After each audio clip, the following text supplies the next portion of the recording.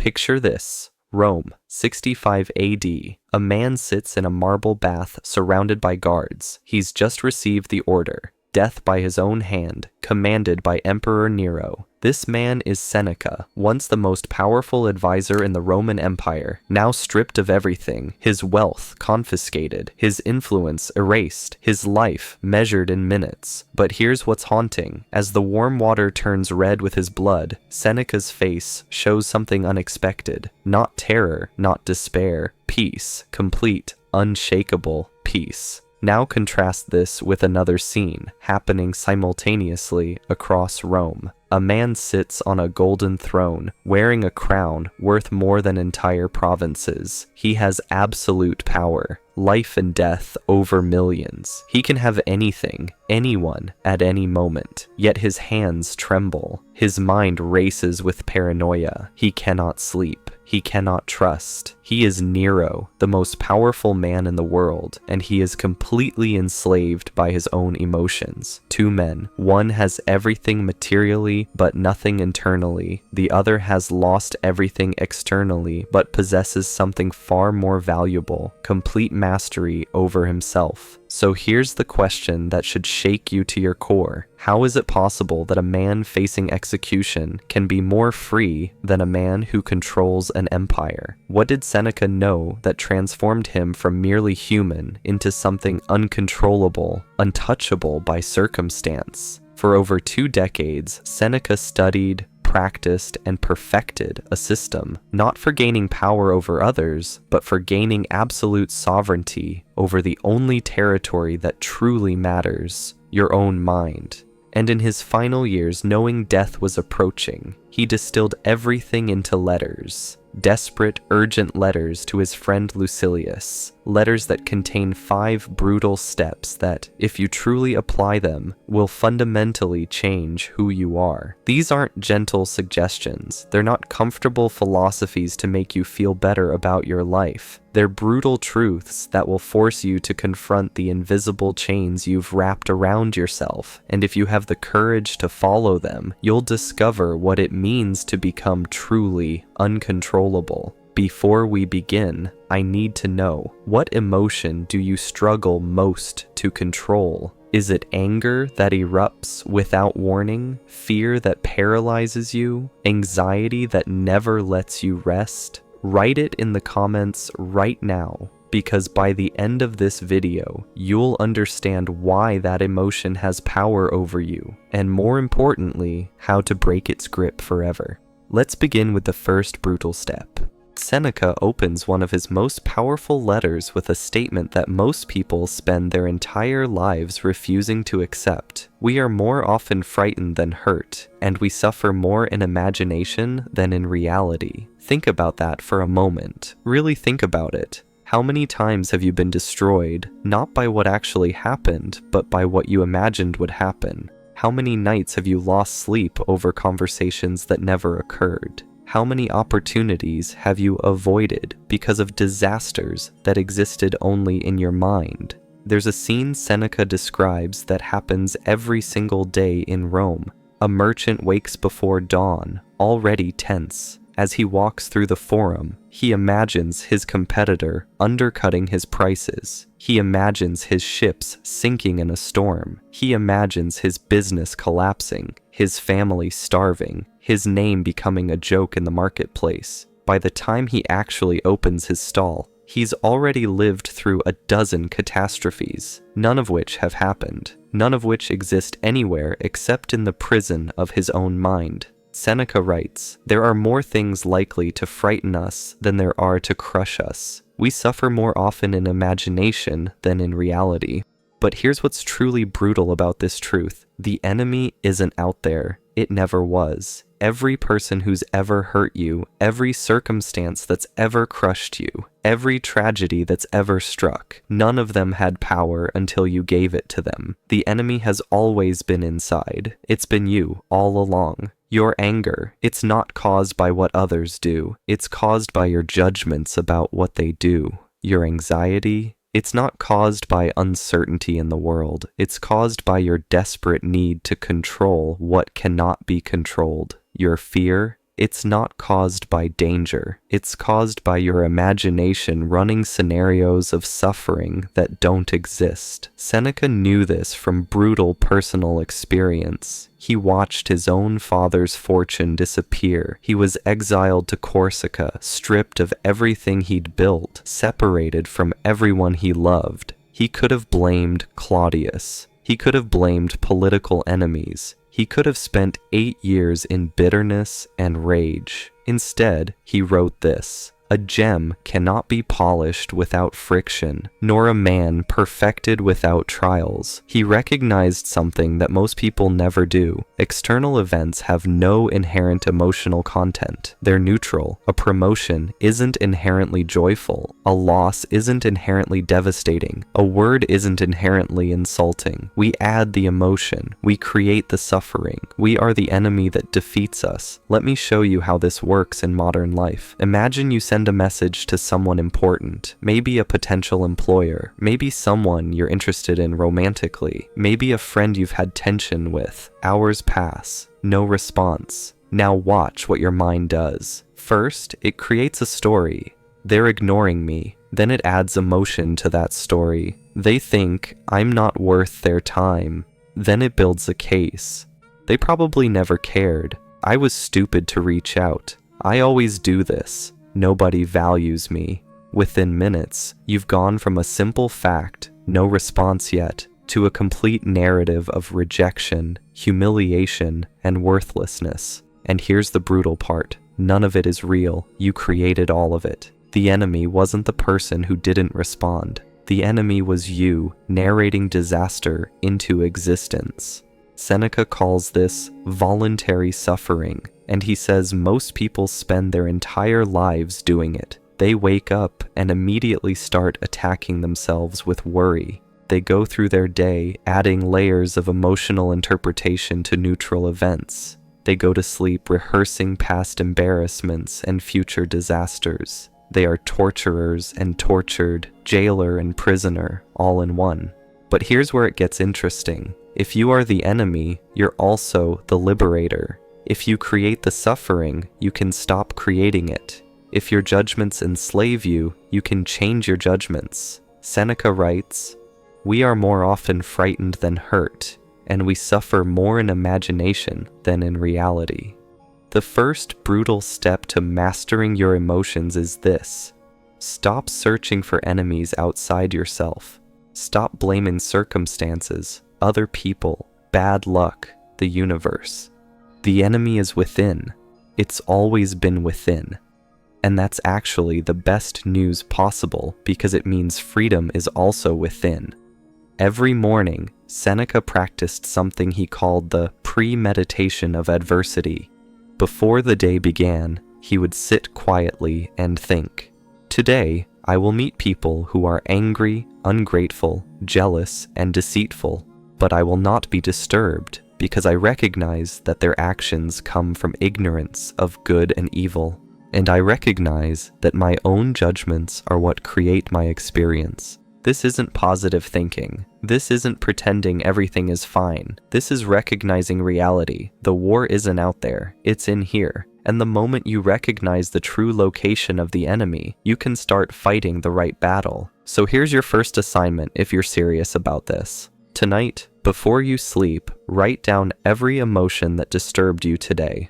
Anger, fear, frustration, anxiety, whatever. Then next to each one, write the story you told yourself that created it, not what happened, the story you added to what happened. You'll be shocked at what you discover. You'll see that almost none of your suffering came from reality. It came from you, interpreting reality through a lens of fear and judgment. And once you see that clearly, once you really see it, something shifts. The enemy reveals itself, and you can finally start the real work of liberation. There's a letter Seneca wrote to Lucilius that most people find deeply disturbing. He describes a man who has lost his son. The man is inconsolable. He weeps for months. He refuses comfort. He says his life is over, that nothing will ever be good again, that the universe has treated him with cruelty beyond measure. And then Seneca writes something that seems almost cruel. He does not grieve. He indulges in grief. Wait. How can someone who's lost a child be accused of indulging in their pain? Isn't that heartless? Isn't that lacking in compassion? But here's what Seneca actually means, and it's one of the most brutal truths you'll ever encounter. There's a difference between pain and suffering. Pain is what happens to you. Suffering is what you do with that pain. And most of what we call suffering isn't actually caused by reality. It's caused by our refusal to accept reality. Let me explain this carefully, because if you misunderstand it, you'll miss everything. When something terrible happens, loss, betrayal, failure, illness, there is real pain. Seneca never denies this. He lost his own son. He watched friends executed. He experienced exile, poverty, and political destruction. He knew pain intimately, but he also knew something else. Pain is finite. Suffering is infinite. Pain is what the world does to you. Suffering is what you do to yourself after the world has finished. Here's how it works. Something happens. Let's say you lose your job. In that moment, there's shock, disappointment, maybe fear about the future. That's pain. It's real. It's legitimate. But then watch what the mind does next. It starts asking, why did this happen to me? What did I do to deserve this? How could they do this?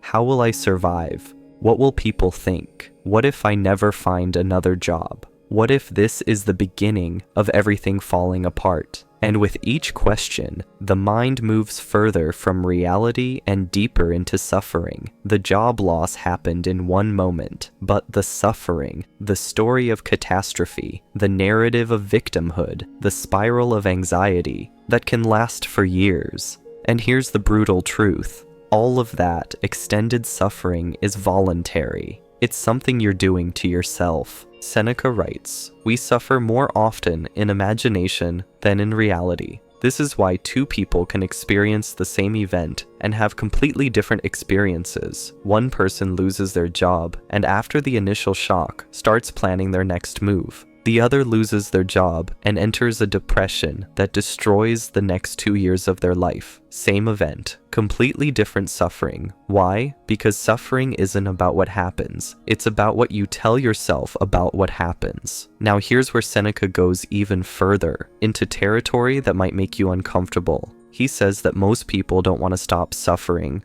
They cling to it. They feed it. They build their entire identity around it. Think about someone you know who's been complaining about the same problem for years. Every conversation, there it is again. The terrible boss, the ungrateful family, the unfair circumstances. They say they want it to change, but watch what happens if you offer solutions. They explain why none of them will work.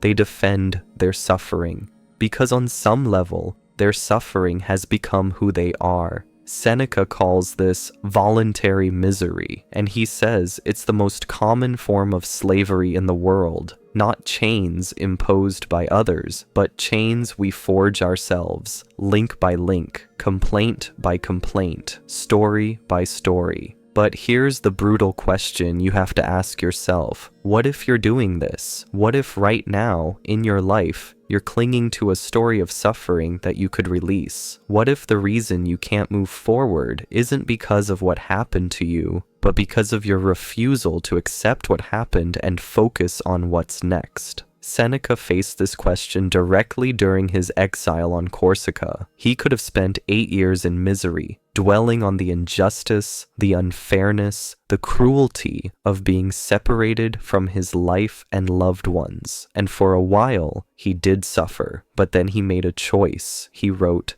"Life is divided into 3 periods, past, present, and future. Of these, the present is short. The future is doubtful, the past is certain, for this last is the one over which fortune has lost her power, which cannot be brought back to anyone's control. But this is what preoccupied people lose, for they have no time to look back at their past, and even if they did, it is not pleasant to recall activities they are ashamed of." In other words, the past is dead. The future doesn't exist. The only thing real is now. And if you spend now mourning what's gone or fearing what might come, you're not living at all. You're suffering voluntarily, habitually, addictively.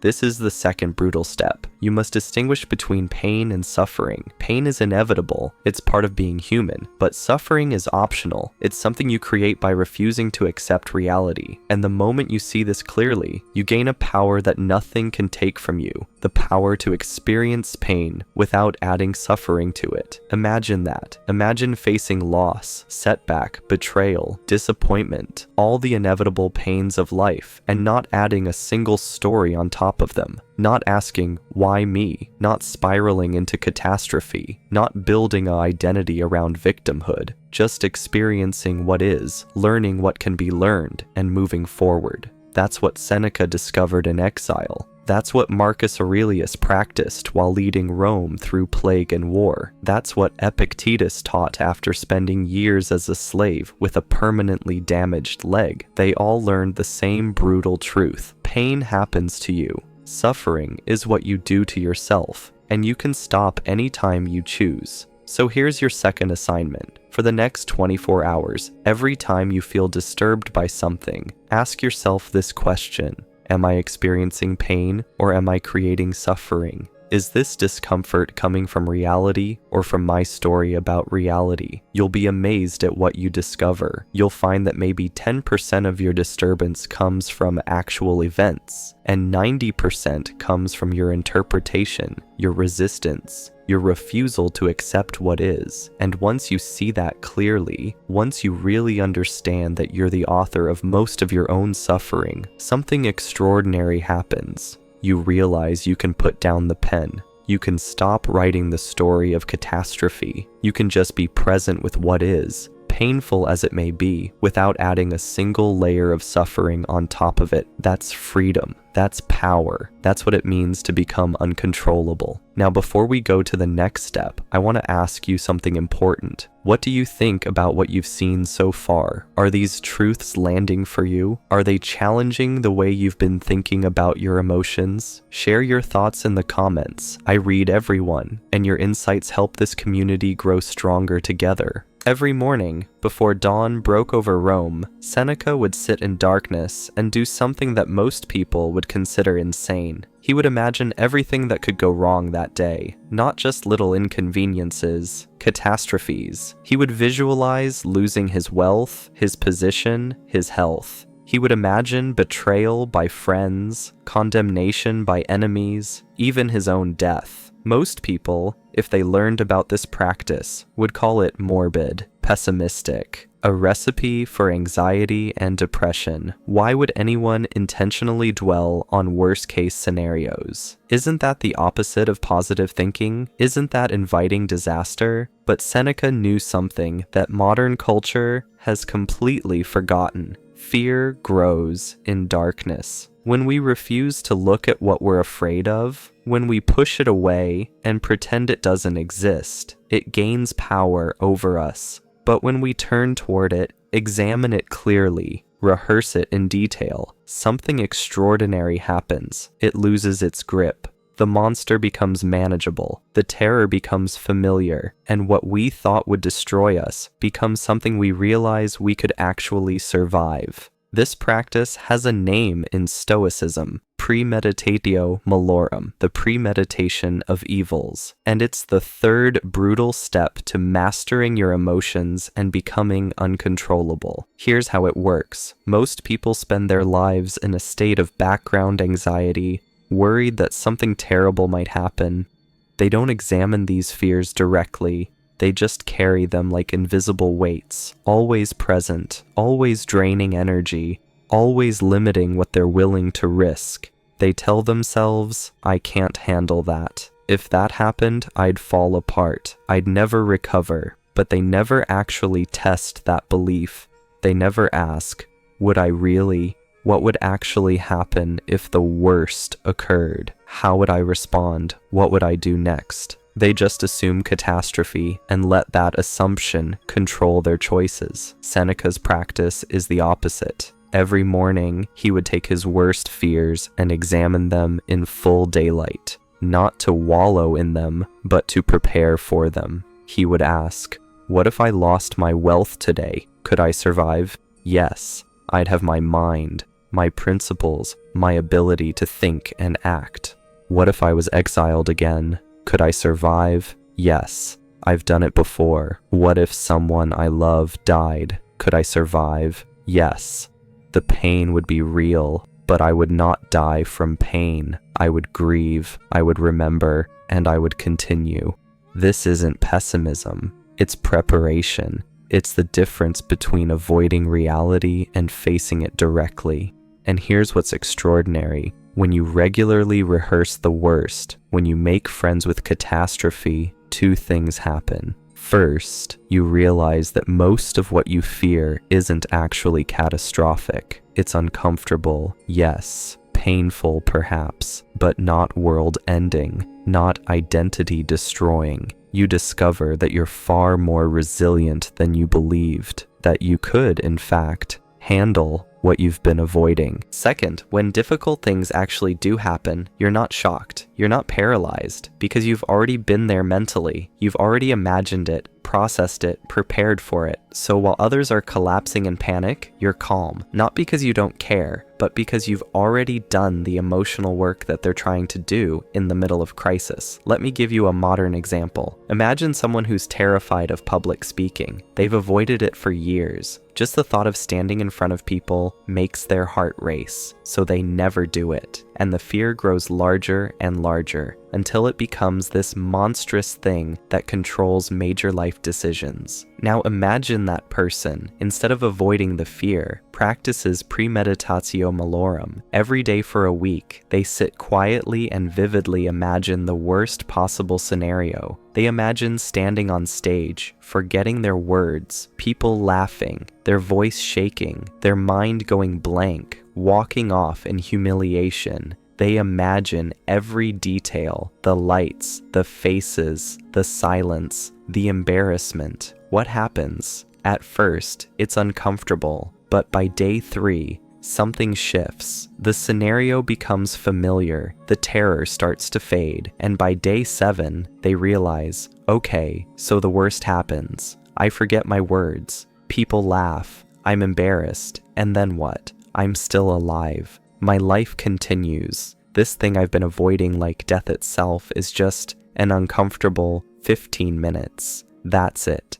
And when they finally do speak in public, they're not paralyzed by fear because they've already lived through the worst version in their mind. The reality, even if it's difficult, can't be worse than what they've already survived mentally. This is what Seneca did for decades, and it's what gave him that unshakable peace when Nero's guards arrived with the execution order. He'd already died 1,000 times in meditation. He'd already lost everything 1,000 times in his morning practice. So when it actually happened, he was ready. Not because he wanted to die, but because he'd long ago accepted that death was inevitable and had practiced meeting it with dignity. Marcus Aurelius, influenced deeply by Seneca's letters, wrote in his Meditations, "Begin each day by telling yourself, today I shall be meeting with interference, ingratitude, insolence, disloyalty, ill will, and selfishness, all of them due to the offender's ignorance of what is good or evil. This isn't cynicism, it's realism, it's preparation, it's refusing to be shocked by human nature or circumstances, and the result is freedom from disappointment, from shattered expectations, from the constant sense that the universe is treating you unfairly. Here's the brutal truth. Life is going to hurt you, people will betray you, plans will fail, loss is inevitable, aging is inevitable, death is inevitable. You can spend your life in denial, pretending these things won't happen, avoiding thoughts of difficulty, trying to stay comfortable, and when reality arrives, you'll be crushed. Or you can do what Seneca did. Look directly at the worst, rehearse it, prepare for it, and rob it of its power to destroy you. Now here's your third assignment, and it's the most challenging one yet. Tonight, set aside 15 minutes, sit somewhere quiet, and imagine in vivid detail your worst fear actually happening. Not vaguely, specifically. See it, feel it, live through it mentally, and then ask yourself, If this happened, would I actually survive? How would I respond? What would I do next? Don't rush this. Really sit with it. You might find emotions rising. That's good. Let them come. That's the whole point. You're processing now, in safety, what you've been avoiding for years. And once you've done it, once you've looked the monster in the face and realized you could survive even that, something in you changes permanently. You become harder to frighten, harder to shake, harder to control, because you've already been to the bottom in your mind, and you know you can climb back up. Before we move to the fourth step, I want to pause and thank you. Seriously, thank you so much for staying with us until here. Most people would have clicked away by now, uncomfortable with these brutal truths, wanting something easier, something more comforting, but you're still here. That tells me something about you. It tells me you're serious about change, you're serious about growth, you're willing to do the hard internal work that most people avoid their entire lives, and I promise you this, the best is yet to come. The next 2 steps will take everything we've covered and show you how to forge it into a life of absolute internal sovereignty. So stay with me, we're going deep now. There's a scene near the end of Seneca's life that reveals everything about who he'd become. When Nero's guards arrived to deliver the execution order, Seneca was having dinner with friends. He turned to his wife, Paulina, who was weeping, ready to die with him, and said something extraordinary. I have shown you ways of smoothing life. You prefer the glory of dying. I shall not begrudge your setting so fine an example. May the fortitude of this brave ending be divided equally between us both, but may more of the glory fall to you.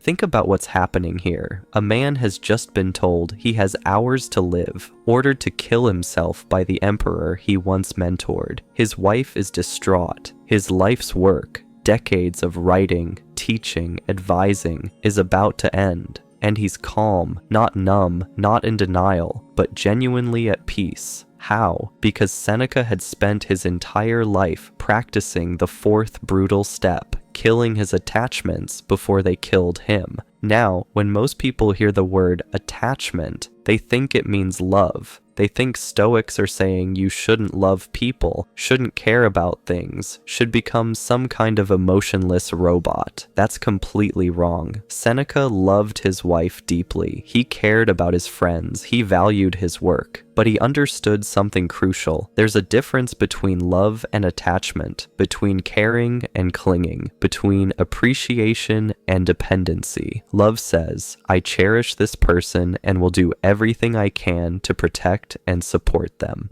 Attachment says, I need this person. Without them, I cannot be okay. My happiness depends on them remaining exactly as they are. Love is generous. Attachment is desperate. Love gives. Attachment grasps. Love can exist alongside loss. Attachment makes loss unbearable. And here's the brutal truth Seneca discovered. Every moment of suffering in your life, every moment comes from attachment to how things should be, rather than acceptance of how things are. You suffer because you're attached to people not leaving, to your body not aging, to plans working out, to being treated fairly, to circumstances remaining stable. And life, being life, violates all these attachments constantly, so you're in perpetual conflict with reality. Seneca writes, all things human are short-lived and perishable. They fill an infinitesimal portion of infinite time. This earth, with all its cities and peoples, its rivers and the seas that surround it, if set beside the whole universe, is nothing more than a point. He's not being nihilistic, he's being honest. Everything you're attached to is temporary. Your health, your wealth, your relationships, your reputation, your body, your life, all of it is on loan from the universe, and the universe will reclaim it. Not maybe. Definitely. The only question is when. Most people know this intellectually, but refuse it emotionally. They live as if things will last forever, and then feel betrayed when they don't. They build their entire sense of safety on sand, and then wonder why they feel anxious all the time. Seneca's solution is radical. Accept impermanence from the beginning. Love people while knowing you'll lose them. Value things while knowing they'll disappear. Enjoy health while knowing it will fade, not to ruin the present, but to free yourself from the tyranny of false permanence. He practiced this daily. Every morning, he would look at his possessions and say, "These are mine to use today. Tomorrow, they may be gone." Every evening, he would say goodbye to his loved ones as if he might not see them again. Not morbidly, but realistically. This is the human condition. This is what it means to exist in time.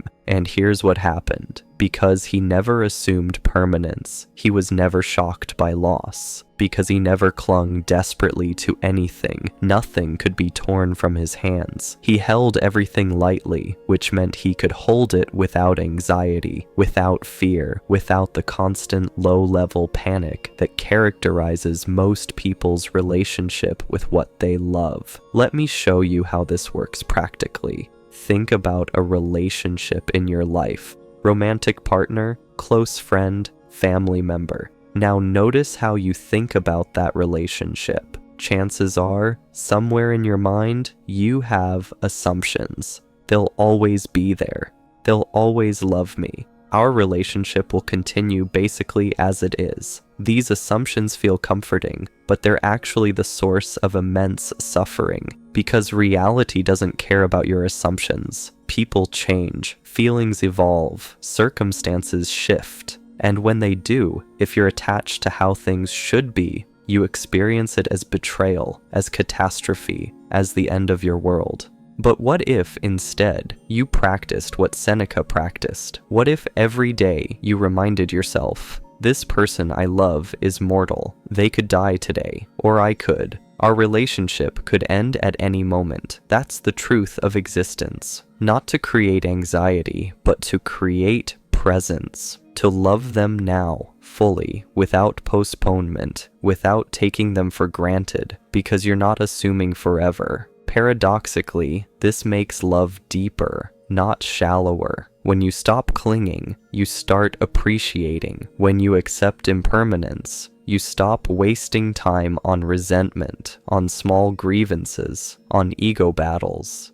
Because you know time is finite, so you focus on what matters. Marcus Aurelius, who studied Seneca's letters intensively, wrote, "Think of yourself as dead. You have lived your life. Now take what's left and live it properly." This isn't depressing, it's liberating. Once you accept that you're already dead, that everything is already lost, that nothing is permanent, you're free. Free to live fully in the present, free to love without desperation, free to work without attachment to outcome, free to face loss without being destroyed by it. Seneca proved this in his final moments. When the order came, he didn't rage against it. He didn't beg for more time. He didn't collapse into despair. He calmly opened his veins, discussed philosophy with friends as he bled, and left his body the same way he'd lived in it, with complete sovereignty over his internal state. That's what killing your attachments before they kill you actually means. It means loving without clinging, striving without demanding, appreciating without assuming. It means holding your entire life, all of it, with an open hand, so that when life opens its hand and lets something fall, you're not destroyed. You're sad, perhaps. You grieve, certainly. But you remain yourself. You remain whole. You remain free. Here's your fourth assignment. Choose one thing you're attached to. Could be a person, a possession, a status, an outcome you're desperate for. And for the next week, every morning, say to yourself, this thing I value is not guaranteed to me. It could be gone today. I appreciate it now, and I'm prepared to lose it gracefully. This will feel uncomfortable at first. Your mind will resist. It will say, but I don't want to lose it. Of course you don't. No one does. But wanting and attachment are different. Wanting respects reality. Attachment denies reality. And denying reality is how you make yourself fragile, controllable, and perpetually afraid. Kill your attachments and you become unkillable. It's the evening of March 17th, 180 AD. Marcus Aurelius, Emperor of Rome, is dying. Plague has ravaged his body for days. His son Commodus, who will become one of history's most disastrous rulers, waits outside. The empire is in chaos. 17 years of war have drained resources and morale. Everything Marcus worked for is crumbling. But here's what's remarkable. In his final hours, Marcus doesn't curse fate. He doesn't rage against death. Instead, he returns to a practice he's maintained for decades, the same practice Seneca perfected before him. He observes, he watches his own pain, his own fear, his own approaching death, and he remains separate from it. Not cold, not detached, but unconsumed. He is the witness, not the victim. In his meditations, written as private notes, never meant for publication, Marcus describes this practice. You have power over your mind, not outside events. Realize this, and you will find strength. This is the fifth and final brutal step to mastering your emotions and becoming uncontrollable. You must learn to become the unmoved observer of your own inner experience. You must develop the ability to watch your emotions arise without being swept away by them, to witness your thoughts without believing them, to experience pain without identifying as a victim of it. Most people live their entire lives completely fused with their inner experience. A thought appears, and they believe it instantly. An emotion arises, and they become it entirely. They don't observe anger. They are angry. They don't notice fear. They are afraid.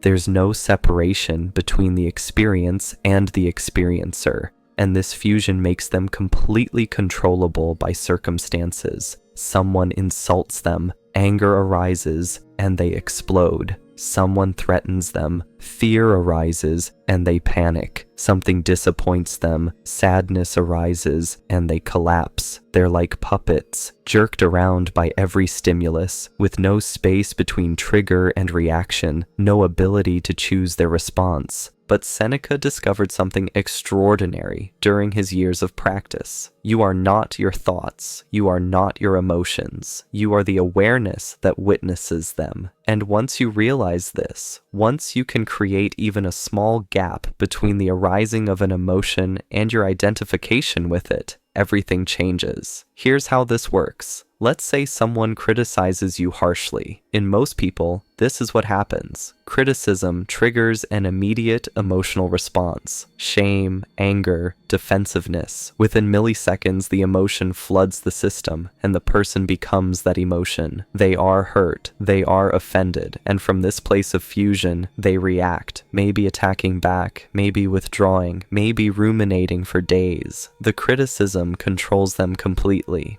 But watch what happens when you practice being the unmoved observer. The criticism arrives. The emotional response begins to arise. You feel the heat of anger starting, or the contraction of shame. But instead of instantly becoming the emotion, you create a tiny space. You observe, interesting, my body is having an emotional response to these words. I notice heat in my chest. I notice thoughts forming about what this means about me. I notice an urge to defend or attack. You're not suppressing anything. You're not pretending you don't feel it. You're fully experiencing it, but from a position of awareness rather than identification. You're watching the storm instead of being the storm. And in that tiny gap between stimulus and response, between emotion and action, freedom exists. Epictetus, who Seneca influenced deeply, taught his students, "It's not what happens to you, but how you react to it that matters." But most people misunderstand this. They think it means you should react positively, that you should force yourself to be happy about bad things. That's not it at all. What Epictetus means is that there's always a space, however small, between what happens and your reaction. And in that space, you have a choice. Not a choice about whether to feel emotion, but a choice about whether to be consumed by it. A choice about whether to let it control your behavior. A choice about whether to add suffering to pain, catastrophe to difficulty, narrative to experience. Seneca practiced this relentlessly. When he felt anger rising, he would pause and observe it. Where is this anger in my body? What does it feel like? What thoughts is it generating? By observing it, he created distance from it. The anger was still there, but he was no longer identical with it. He was the observer of anger, not anger itself. When anxiety appeared, he would examine it like a scientist examining a specimen. What is the story my mind is telling about the future? The 5 steps are yours now. The question is, what will you do with them? Remember Seneca's final words as he left this world. Life is long if you know how to use it. He used his life to become free, to become unshakable, to become truly, profoundly uncontrollable. Now it's your turn.